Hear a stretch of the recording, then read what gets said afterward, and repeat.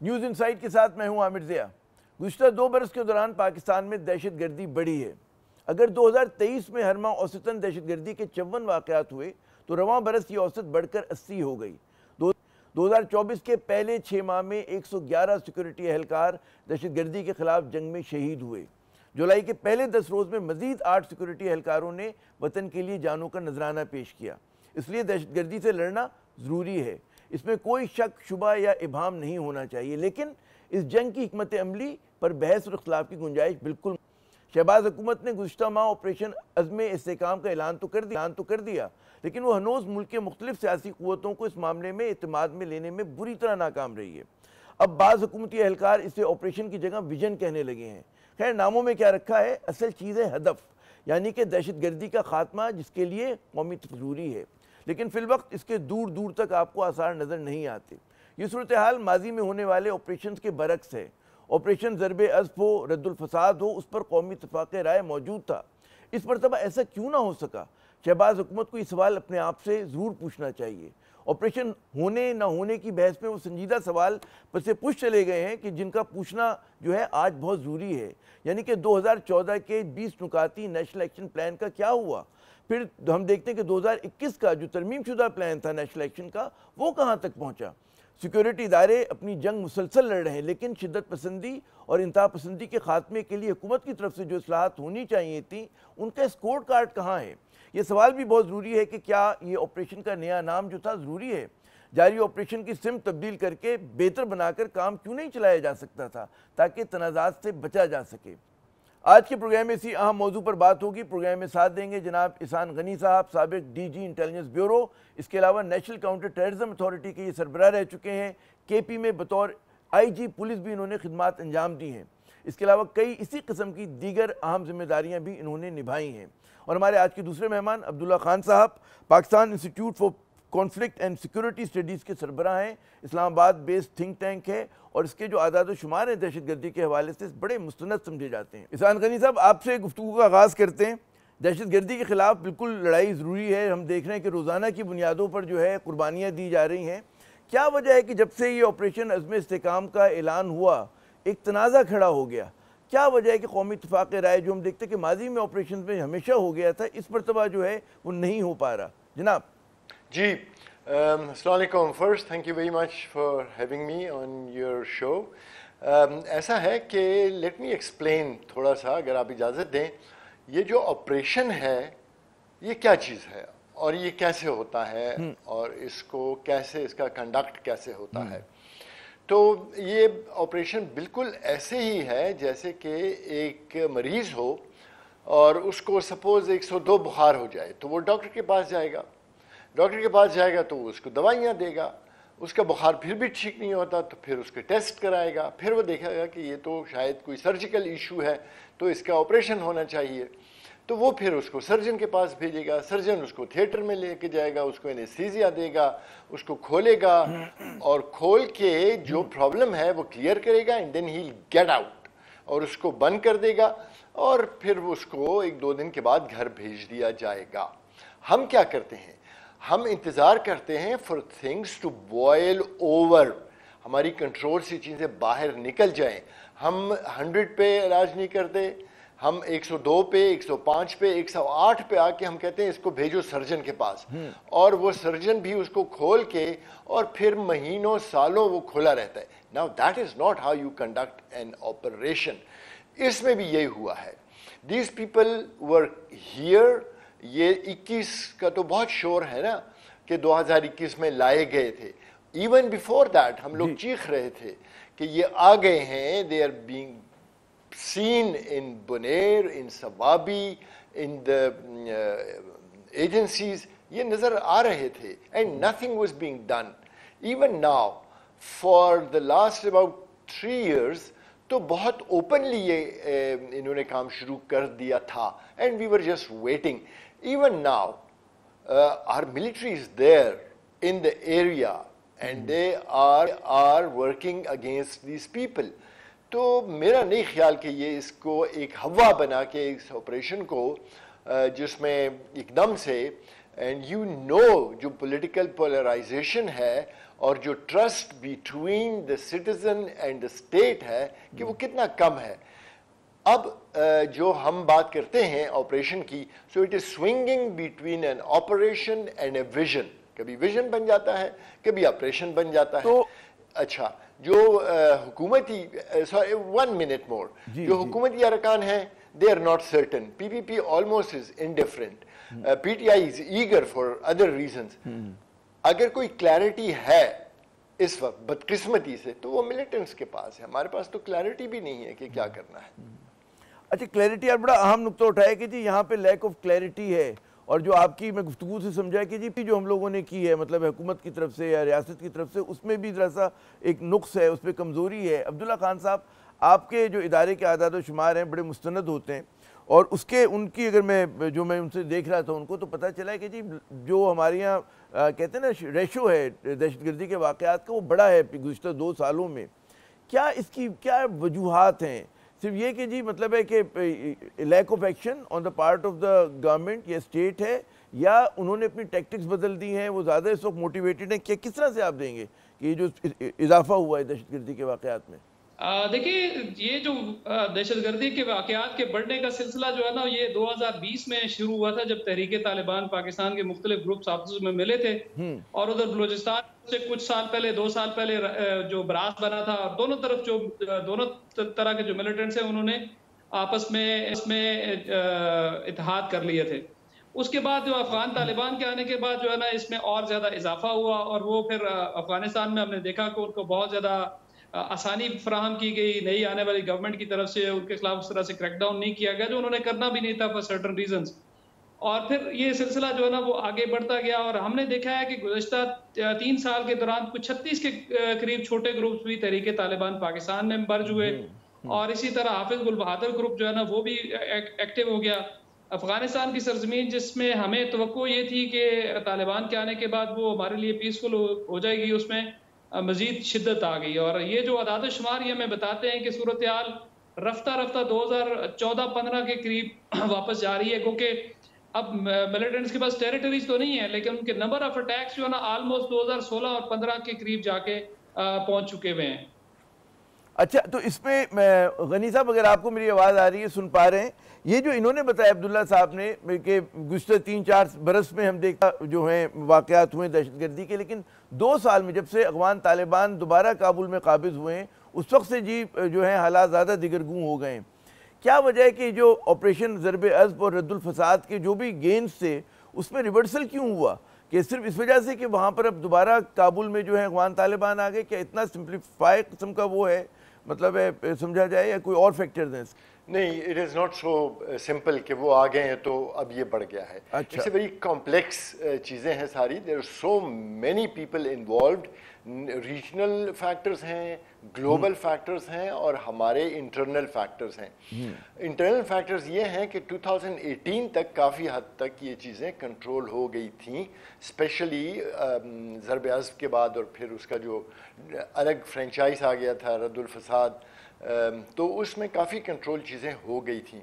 Now what happened, early declaration of mission accomplished, हमने कहा काम तो ख़त्म हो गया है, और हमने फिर जो दूसरा इसका फेज़ होता है, which is sometimes called as soft, जो अप्रोचेस होते हैं, या आप उनको जो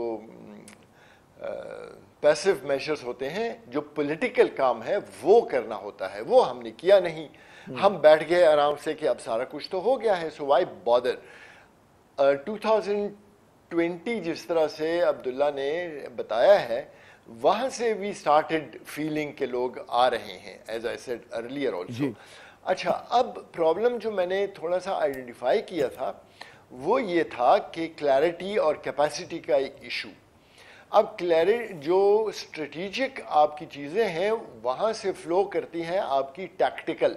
तो अगर आपके स्ट्रेटिजिक जो अप्रोच है वो मडल्ड है, वो क्लियर नहीं है और वो कंफ्यूज्ड है, तो आपका जो टैक्टिकल होगा वो भी 1 स्टेप फॉरवर्ड 2 स्टेप्स बैक होगा, चाहे आपकी कितनी भी कैपेसिटी क्यों ना हो। क्या अमेरिकन कैपेसिटी कम थी अफगानिस्तान में?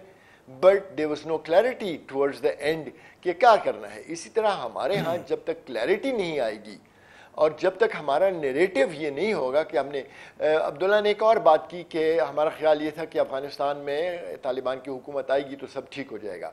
We have a national psyche में हमारा एक प्रॉब्लम है, we don't look at our own blunders, और हम दूसरों को इल्ज़ामात देते रहते हैं, ये अमेरिका कर रहा है, ये यहूद कर रहे हैं, ये हनूद कर रहे हैं, ये वो कर रहे हैं, ये वो। हम अपने फॉल्ट लाइंस को रिपेयर नहीं करते। 1 और 2 उससे भी बुरी बात यह है कि हम उन्हीं से जिनको हम ब्लेम करते हैं, जिनकी वजह से हमें प्रॉब्लम है, हम ये एक्सपेक्ट करते हैं कि वो हमारे प्रॉब्लम्स हल करेंगे।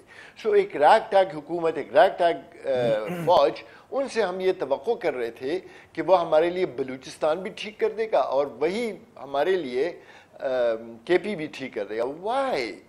अच्छा मुझे ये बताइए गनी साहब, मैं आपसे ही सवाल करूंगा अब्दुल्ला के पास जाने से पहले, कि ये जो आपने कहा ना कि हमारे जो ब्लंडर्स हैं, हमारी जो गलतियां हैं बहुत बड़ी हैं, क्या आप 2-4 अगर कहें कि जी ये 1 2 3 4 बड़ी गलतियां हमसे हुई हैं, यानी कि इतना ज़्यादा कुर्बानियों के बाद, जबकि कहते हैं ना बिल्कुल निकाल दिया था इनको, लग रहा था कि हम जीत गए हैं, कि जो रिवर्सल हुआ किन वजूहात की बिना पर हुआ? पहला तो यह है कि हमने फॉलो अप नहीं किया। हम समझे बस ख़त्म हो गया है। हम तो नहीं, जो हुकूमत थी वो समझी कि शायद ख़त्म हो गया। हम चीख रहे थे उस वक्त भी कि फॉलो अप होना चाहिए। देखिए मिलिट्री का जो रोल है या लॉ इन्फोर्समेंट जो बाकी एजेंसीज हैं, उनका काम ये है कि वो आपको एरिया क्लियर कर देते हैं, वो शॉर्ट टर्म होता है। उसके बाद पॉलिटिकल काम शुरू हो जाता है, where you have to address 1 2। जो हमने गलत किया, हमने ये गलत किया कि अगर आप जितने भी मुआहदे हमने मिलिटेंट्स के साथ किए हैं, वो हमने हमेशा फ्रॉम पोजीशन ऑफ वीकनेस किए हैं, और इसीलिए वो उन्होंने काम नहीं किया। This was one time where the militants were on the run in 2017 and 18, और हमें उसको कैश करना चाहिए था। अब जब आपने यकीनन डॉन वीटो कॉर्लियोनी को सुना होगा, I'm going to make him an offer he can't refuse. हमें 2018-17 में when they were on the run, we could have said ये हमारे शराइत हैं, इन शराइत पे आओ, हमारे साथ बात करो। वो हमने नहीं किया। तो अगेन जब बॉयल ओवर हो गया 2020-21 में, और अब खासकर तो अभी तो ये हमारे 2-3 ब्लंडर्स के हमने। अच्छा, ये बड़ा आपने इंपॉर्टेंट पॉइंट हाईलाइट किया जी। मैं चाहूंगा ये अब्दुल्ला साहब से पूछूं। अब्दुल्ला, ये जो बात हुई कि जी मिलिटेंट्स वापस आना शुरू हो गए, अस्करियत पसंद 2020 से वापस आ रहे हैं, हुकूमत इल्ज़ाम लगा रही है कि जी जो पिछली गुज़िश्ता पीटीआई हुकूमत थी उसने बहुत ज़्यादा फैसिलिटेट किया इस मामले को। अच्छा, इसी तस्वीर का दूसरा रुख ये है कि हमें याद है कि जो हम ब्रीफिंग सुना करते थे उसमें कहा जाता था कि जी जो ग्रे किस्म के मिलिटेंट्स हैं उनको दोबारा से रीहैब किया जाए, उनको दोबारा कौमी धारे में लाया जाए। तो कहाँ गलती हुई है? ये क्या वाकई पीटीआई के दौर में जो बिल्कुल ब्लैक डार्किन किस्म के मिलिटेंट्स थे उनको जगह दे दी गई, और वो जो रिहेबिलिटेशन के नाम पर वो लोग आके बैठ गए? क्या हुआ क्या है जी? देखिए आमिर साहब, मैं एक टाइमलाइन बताता हूँ, उसके हिसाब से फिर आगे कंक्लूजन आप खुद ड्रा कर लें। जो पहला सीज फायर हुआ था तहरीके तालिबान पाकिस्तान की तरफ से तालिबान के इक़्तिदार में आने के बाद, वो 9 नवंबर 2021 को हुआ था, और वो 10 दिसंबर 2021 को उन्होंने ख़त्म कर दिया था कि जी हमारे साथ गवर्नमेंट ने जो धोखा किया तो हम हमले जारी कर रहे हैं, तो उन्होंने शुरू कर दिए। उसके बाद तहरीके तालिबान पाकिस्तान ने दूसरी दफ़ा जो सीज फायर का ऐलान किया वो 28 अप्रैल 2022 को किया, और उसके बाद 1 मई से जो है ना पीस प्रोसेस एक स्टार्ट हुआ था। यहाँ से कई वफूद गए, कबाइलियों के गए, उलमा के गए, शयूख के गए, वहाँ पे तहरीके तालिबान पाकिस्तान के साथ कई राउंड्स हुए, और फिर जो है ना वो उसी जो दूसरा राउंड है उसी दौरान जो है ना वो कुछ सीक्रेट अंडरस्टैंडिंग के तहत जो है ना वो कुछ लोग वापस पाकिस्तान में आए थे। अब वो जो दूसरा राउंड था वो उस वक्त इक़्तिदार में कौन था आप खुद बेहतर जानते हैं। राना सनाउल्लाह साहब जो है ना वो वज़ीर दाखिला हुआ करते थे, और उन्होंने कई दफ़ा प्रेस कॉन्फ्रेंसों में आके तो उस बारे में लोगों को ब्रीफ किया, मीडिया को, कि भी ये जो मुज़ाकरात हो रहे हैं इस वक्त इसकी ये पेशरफ्त हुई है, ये हुई है, ये हुई है। अब मेरा ख्याल है कि एक बड़ा मसला जो एहसान गनी साहब ने ब्लंडर्स की बात की है, उसमें एक मैं इजाफा ये करूँगा कि हम इतना इम्पोर्टेंट जो सिक्योरिटी का इशू है उसको भी पॉलिटिकल एंगल से देखते हैं, और पॉलिटिकल लाइकिंग और डिसलाइकिंग की बुनियाद पर हम ब्लेम गेम जो है ना वो उसको स्टार्ट कर देते हैं, रादर देन जो है ना वो एक कलेक्टिव चीज़ हो। एक और उसमें जो मैं उस ब्लंडर में इजाफा कर लूं कि हम जो है ना वो शख्सियात जब बदलती हैं तो पॉलिसियां भी बदल जाती हैं। हमारी स्टेट की पॉलिसियां नहीं होती। मई से लेके अगस्त तक जो है ना वो मुज़ाकरात होते रहे और जनरल फैज हमीद जो है ना कोर कमांडर पेशावर हुआ करते थे, वो उसको स्पीयर हेड करते थे। उनकी पोस्टिंग हुई, उसके बाद मुज़ाकरात का कुछ पता नहीं चला, कोई अनाउंसमेंट भी नहीं हुई कि मुज़ाकरात खत्म हो रहे हैं या नहीं हो रहे हैं। अब बात यह है कि एक शख्स किसी जगह पे अपॉइंट होता है, पोजीशन पे होता है, उसके बाद वो जाता है तो पूरी की पूरी पॉलिसी चेंज हो जाती है। अब ये जो इस तरह की चीजें हैं, इसकी तरफ भी हमें देखना चाहिए। मैंने टाइमलाइन आपको बता दी है।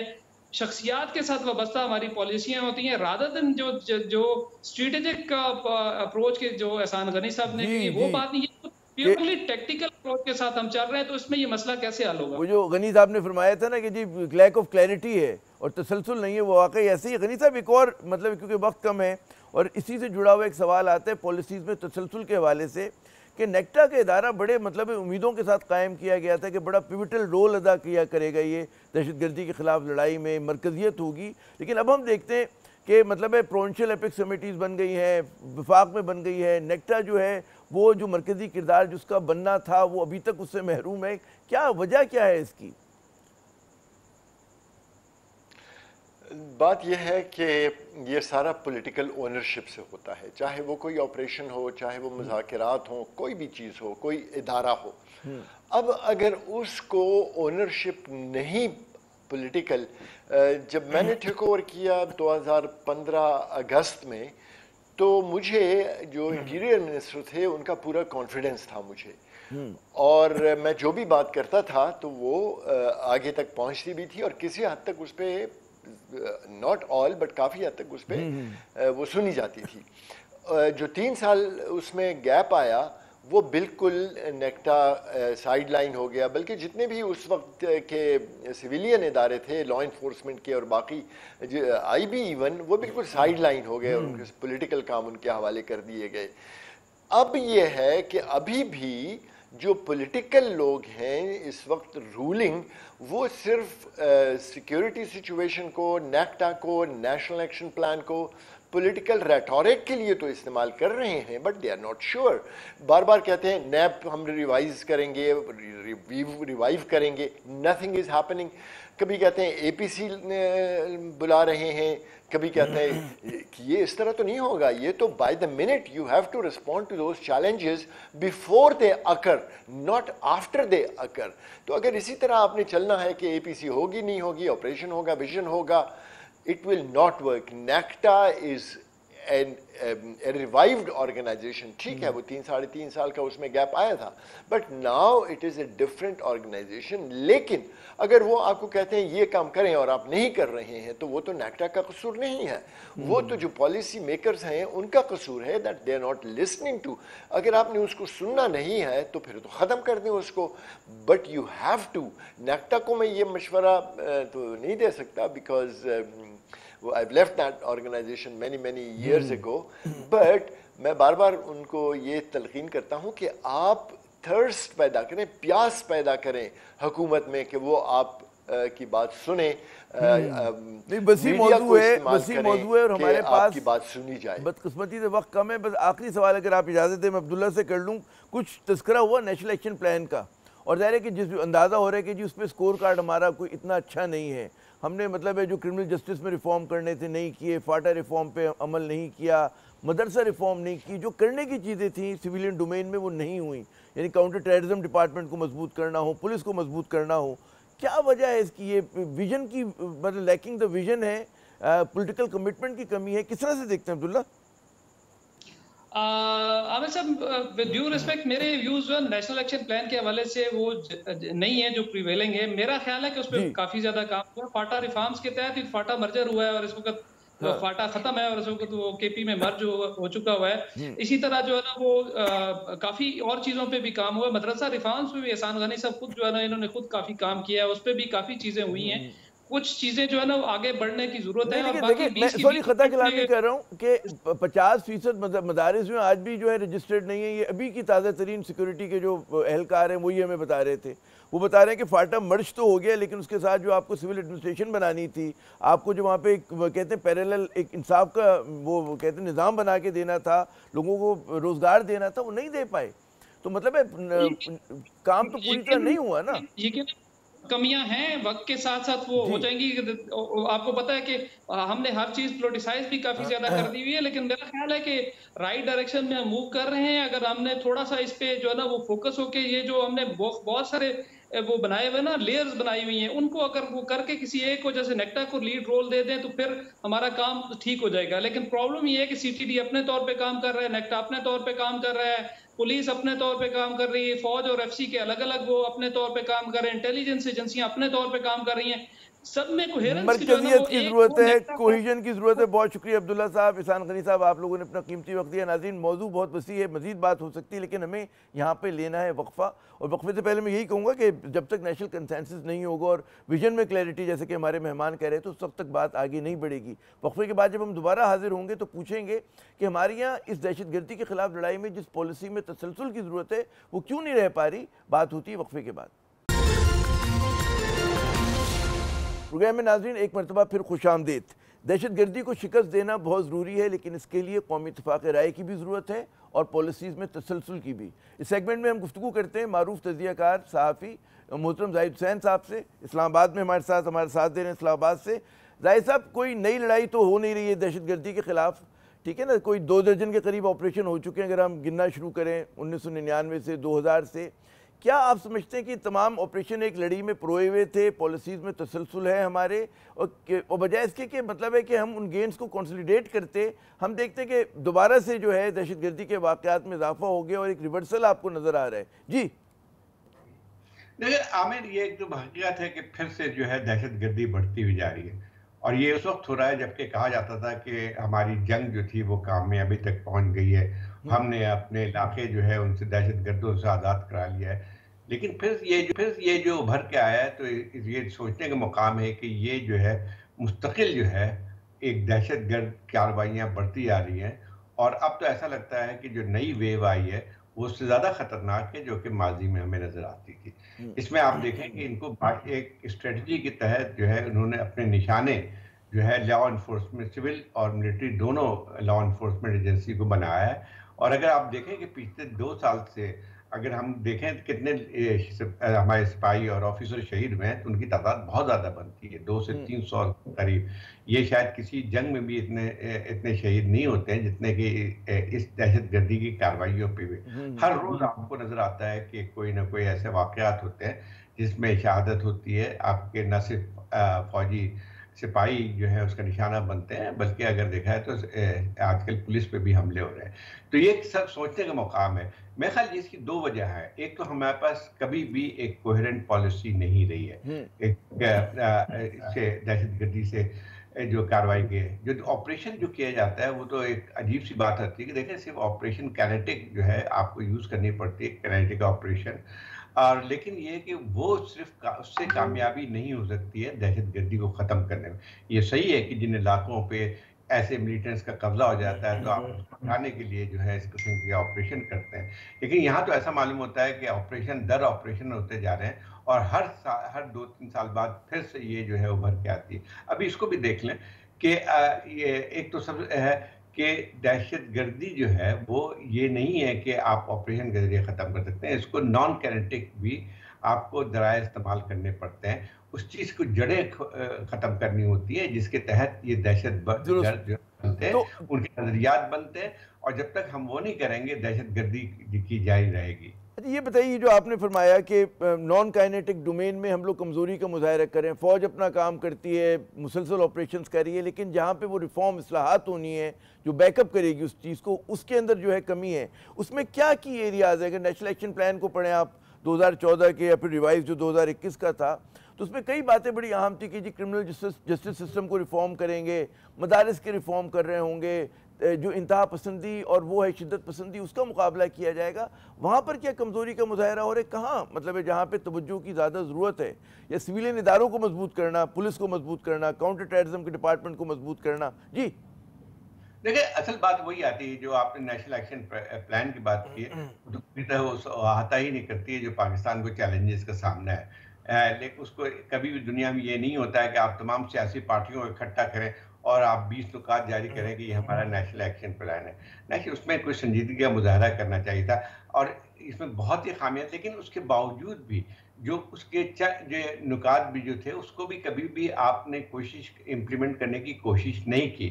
जब इसमें बहुत सारे जिसकी आपने कुछ मिसालें दी हैं, तो आपने उन तमाम चीज़ों के जिनके चंदों के जो है या और रिसोर्सेज जो थी उन सबको ख़त्म करने का था, जो नज़रियाती उनके वो थे वो ख़त्म करना था, और ये मदरसों की जो है वो एक लिहाज से जो करिकुलम को बेहतर करना था या उनके जो है, तो ये कुछ भी नहीं किया गया है। अगर आप देखेंगे 20 नुकात जो नेशनल एक्शन प्लान के थे, वो हालांकि मैं नहीं समझता हूँ कि वो कोई दहशतगर्दी को ख़त्म करने का जरिया बन सकती थी, लेकिन उसको भी जो है उसको भी अमल दरामद नहीं किया। एक तो ये बात हुई।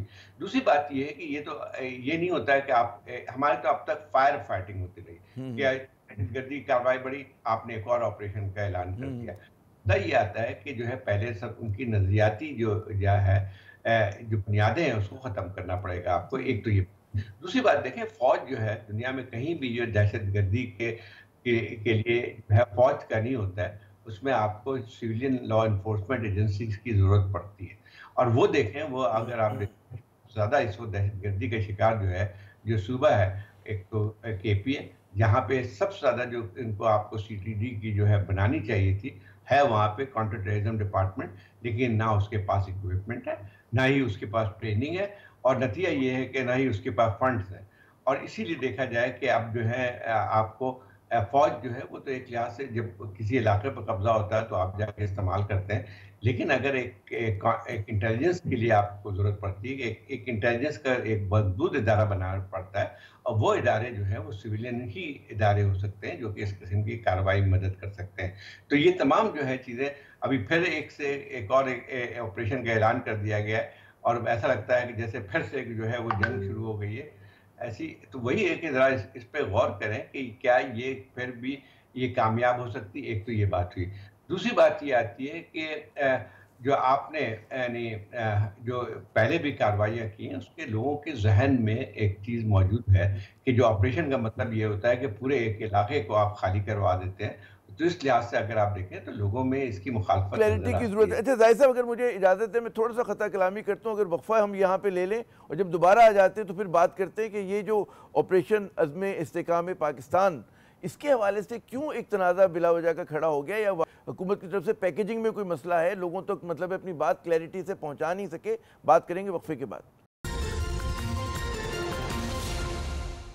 प्रोग्राम में नाज़रीन एक मरतबा फिर खुश आमदीद। ज़ाहिर साहब, वक्फे से पहले बात हो रही थी कि जनाब ये जो नया ऑपरेशन का अनाउंसमेंट हुआ उसके बाद एक हम देखते हैं कि लोगों के इतराज़ात शुरू हो गए।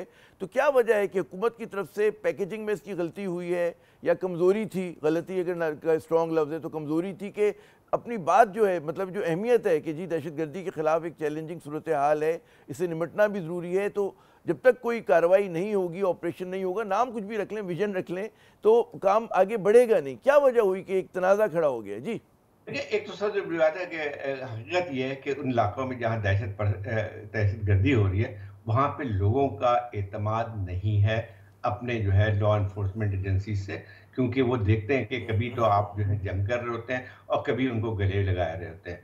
आप अभी की मिसाल आपको दिखा देंगे, जो है आपने ठीक है बहुत कामयाबी भी हासिल की थी और TTP को जो है आपने धकेल दिया था दूसरी तरफ। उसके बाद क्या हुआ, 2021 में आपने फिर से उनको दोबारा लेके आए, उनसे जो बातचीत शुरू की। जब आप बातचीत शुरू करते हैं तो उसका मतलब क्या होता है? दुनिया भर में अगर फर्ज कीजिए इस किस्म की बातचीत होती भी है तो एक तो ये है कि रियासत बराह रास्त उसमें मुलव्वस नहीं होती है।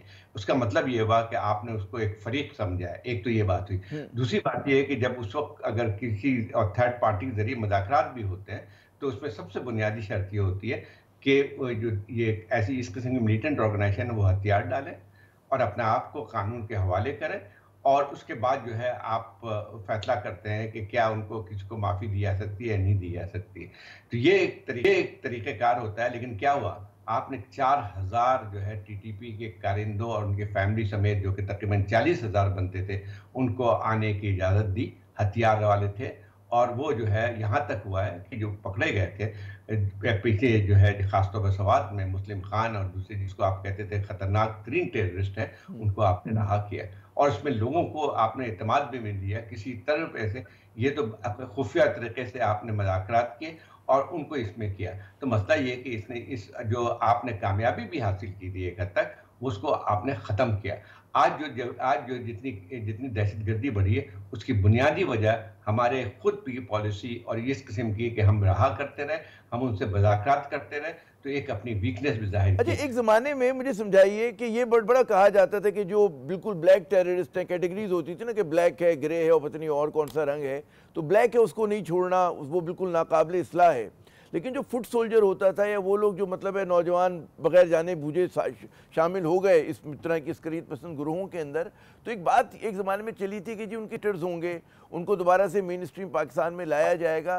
तो क्या ये उस तरह की कोशिश नहीं थी, उससे मारवा कोशिश थी? मतलब कि ज़ाहिर है कि अगर आप खुद कह रहे हैं कि 40 साल अगर तादाद है, उनकी फैमिलीज़ हैं और ज़ाहिर है कि हमें ये भी पता है कि उन इलाकों की एक अपनी मखसूस सूरत हाल है, ट्राइब्स जो हैं डिवाइडेड हैं दोनों उसमें ममालिक के दरमियान, तो इनकी ज़रूरत तो बनेगी कि भाई कुछ लोगों को दोबारा से आप मेन स्ट्रीम में लेकर आएँ, इजाज़त दें। जी, मैंने पूरी बात आपको बताई थी कि देखिए जब मुज़ाकरात इस किस्म के होते हैं तो स्टेट कभी मुलव्विस नहीं होती। एक तो ये कमज़ोरी का इज़हार किया। दूसरी बात ये थी कि अगर वो आपको मेन स्ट्रीम लाने से सबसे पहले ज़रूरत होती है कि जो है वो जो फुट सोल्जर जिनकी आप बात कर रहे हैं, क्या वो अपना हथियार फेंकने के लिए तैयार है? क्या जो है वो पाकिस्तान की कानून जो है उसकी अमल दरामद कर सकते हैं? बल्कि उल्टा हुआ था जो कि अगर उस ज़माने में बातचीत जो हो रही थी उसमें तो ये लगता था जैसे वो फातेह हों और उन्होंने अपने शराइत रखे थे जिस पे बात हो रही थी और ना खैर वो कामयाब तो हो नहीं सकती थी। उसमें जो 4 शर्तें रखी थी जिसमें उससे पहले ही आपने रहा कर दिया था गुडविल के तौर पे। उसमें तो ये था कि आप वहाँ से फौज हटाएं, जो फॉर्मर ट्राइबल एरियाज है, आप वहाँ शरीयत उनके मुताबिक शरीयत नाफिज करें और जो है ये उसमें क्या कहते हैं और जो ट्राइबल एरियाज को ज़म किया गया है उस फैसले को वापस लिया जाए। आप मुझे बताइए कि कौन सी ऐसी चीज़ है जिसमें जो है आपने उनसे किया। दूसरी बात ये कि जो इस किस्म की जो कार्रवाई करते हैं, जैसे मुस्लिम खान क्या उसका रिफॉर्म हो रहा था क्या? मुस्लिम खान जो है जो खतरनाक तरीन एक लिहाज से था, जिसमें जो है हज़ारों लोगों का कत्ल शामिल था, उसको किस तहत किया था? उसके बाद मुझे एक मिनट एक खतर जो आज की मतलब एक फौजी एस्टेब्लिशमेंट है, इसने बड़ा कैटेगोरिक कहा है कि ना मुज़ाकरात होंगे ना बातचीत होगी, तो ये पॉलिसी में तब्दीली आई है। ये मतलब माजी के मुकाबले में आप देखते हैं कि बहुत बड़ा सी चेंज है या नहीं है? देखिए बात वही आती है, तसलसल नहीं होता है। ये पहले भी कई दफ़ा बात की हुई है कि हम मज़ाकरात नहीं करेंगे। आपको याद होगा कि जब ये नॉर्थ वजिस्तान में जब आर्मी एक्शन शुरू हुआ था तो सब भी यही बात की गई थी। फिर आपने 2021 में वही हरकत की जो कि पहले करते आए थे। अभी भी जो है एक लिहाज से देखा जाए तो आपको इस किस्म की कार्रवाई जो है पहले एक मुसलसल होनी चाहिए दहशतगर्दी के खिलाफ। जो दूसरी बात है कि आप मुझे बताइए कि खाली यही है कि जो है आप जाके वहाँ पे कोई ऑपरेशन करेंगे सब कुछ ठीक हो जाएगा? नहीं। क्या आपने अभी तक कोई लाएमल बनाया है? अभी तक कोई ऐसा नेशनल एक्शन प्लान बनाया नहीं है। दूसरी एक और बात भी, दुनिया भर में जो है दहशतगर्दी को ख़त्म करने के लिए सबसे ज़्यादा जो चीज़ होती है इंटेलिजेंस की, और इंटेलिजेंस के लिए एक और बुनियादी चीज़ होती है कि जो आपके पास तमाम जो है उनके बारे में मालूमात हासिल हो। और यही है कि आप देखें कि जो ये आफ्टर 9/11 जितने ममालिक में दहशतगर्दी की थी, सबसे ज़्यादा जो है उन्होंने जिस बात पे जोर दिया था कि इस किस्म की ऑर्गेनाइजेशन जहाँ पे जिसको कहते हैं कि पूरे दहशतगर्दी के खिलाफ जो है पूरी चीज़ों को इकट्ठा करके मालूमात करें। यहाँ नेक्टा बनी थी 2004 में 5 में, वो भी सारे जो है ये EU से फंडिंग और ये भी हुई, आज तक उसको एक्टिवेट नहीं किया जा फाल नहीं कर सके। जाहिद साहब बहुत शुक्रिया, आपने अपना कीमती वक्त दिया। नाज़रीन गुफ्तगू सुनी, जो बात कहते हैं निकल के सामने आई, मंसूबे बने लेकिन उन मंसूबों पे अमल भी होना चाहिए और जब तक पॉलिसीज़ में तसलसल नहीं होगा तो पाकिस्तान को जो एक फैसला कुन फतह है दहशतगर्दी के खिलाफ वो नहीं मिलेगी। आमिर ज़िया को अगले प्रोग्राम तक की इजाज़त। खुदा हाफिज़।